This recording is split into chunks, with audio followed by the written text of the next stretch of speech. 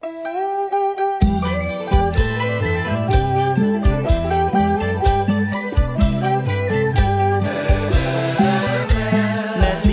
ង់រៃហ៊ានលួចប្លន់ទឹកដីខ្មែរខូខើម្លែងទេ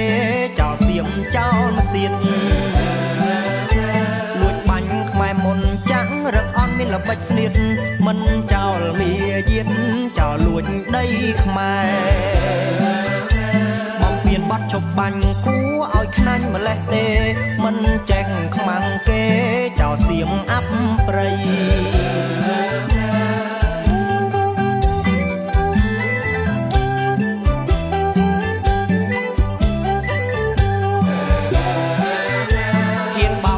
ខ្មែរចោលសៀមត្រូវតែខ្សិនខ្សៃ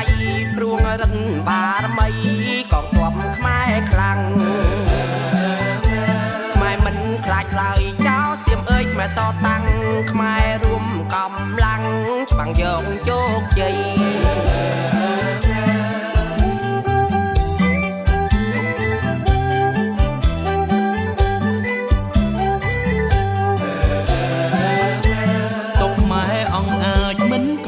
សៀមចង់រៃ